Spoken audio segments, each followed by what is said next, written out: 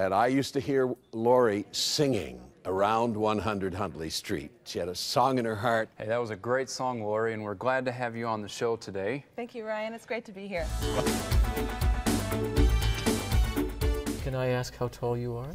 About 4'10", and that's without heels. I have in my hand, this is a letter from Dr. Bodkin, and it says, you know, to whom it may concern. Ms. Vincent has been diagnosed with fibromyalgia, chronic fatigue, and occipital neuralgia in the past. She is now clear from occipital pain, chronic fatigue, and trigger point tenderness. When examined on May 30th, 2003, she was in good health. That's right. And in spite of the pain and suffering, she knows that Jesus has met her at her point of need, and the song is as bright as ever, or even brighter. Under the shadow of your wings, I lift my voice to you and sing.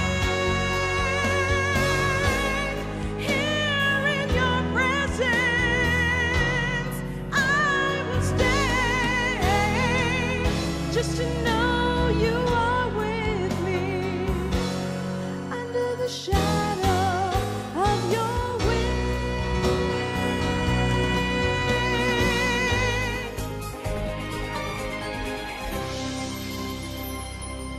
Well, I don't know if you are facing a trial of all trials in your life, and I wonder if you feel like it has been going on, and when will God intervene in my situation? Our guest today, you need to spend the next couple of days with us because she has got a magnificent story.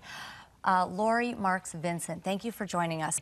I love your story because you know that God is great, even when there are some seasons that it seems he's absent. It drew me into a place where I wanted to know exactly what it was and go to the source. And I knew that because of my relationship with the Lord in my youth, that I could ask any question and I could get an answer.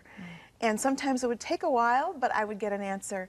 And so I spent a lot of my nights in the middle of the night when I couldn't sleep and I was in pain. I would get up and I would spend time with the Lord. I would have that intimacy with him, and I would write my songs, and they're really just were therapeutic. And he would just love on me and show me how much he loved me and speak to me. And it felt like I was receiving mysteries about life, really, and about myself. And so the songs were kind of birthed out of that. They really became celebrations of my time with him and learning about his love and his constant faithfulness. Deep depression, how bad did it get?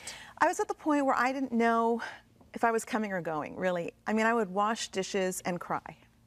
I would do laundry and I'd vacuum and I'd cry.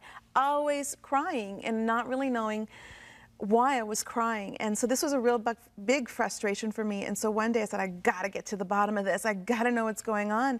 I called a Christian counselor and told this person what was going on. And she said, Laurie, I don't know what's going on inside of you, but God knows. And if you just ask him to reveal what's going on inside of you, you will find an answer. And so I asked God that night to counsel me in my sleep. Wow. Yeah, I didn't know how else to do it. I didn't feel like I could approach it any other way. Did you say those words? Yes. Will you counsel me in my sleep? And I had a series of dreams that night that revealed deep hurts and wounds and things about myself that I really didn't want to deal with. And they were self-esteem issues, and then some pain and feeling of being unappreciated. Those things that gave me a sense of value. And I didn't have that sense of value, and I realized that. When I woke up that morning, I was laying in the fetal position on my side, and I felt God's presence sitting right there at my belly. And you know, the important thing is that as time went on, God actually gave me something to hold on to.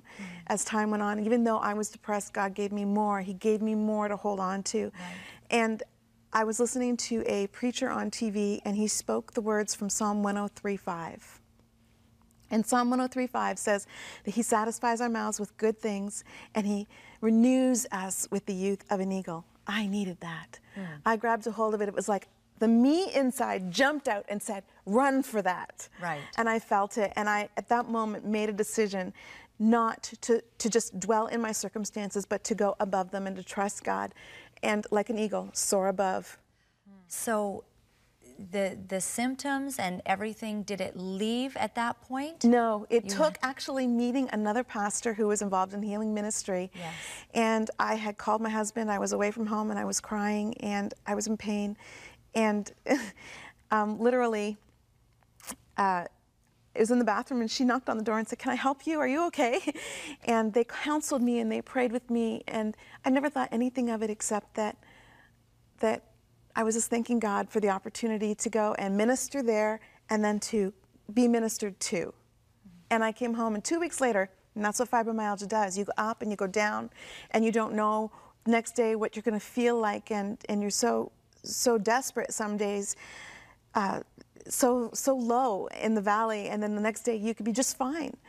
And so 2 weeks had went by, and God really spoke to me and said, "I've healed you," because I woke up out of bed without any pain. I had been sleeping through the night. I felt refreshed. It had changed completely overnight. Right. But it took 2 weeks to discover it. And has that remained till this day? Remained till this day. Right. Yes. Do you know what I love about your story is I think that all of us relate to that season where it might not be a physical ailment, it might just be a situation that we're going through, or perhaps, you know, a depression. And we don't know when or how God is going to come through for us. But what you found out is He does. He does, and so quietly and so gently. Sometimes, you know, the power of God is so strong that we think that we need to be hit with it. But truthfully, He comes in so quietly and so gently. He knows what we need. He does know. Thank you so much for sharing your story, your victorious story. Thank you. It's wonderful. Thank you.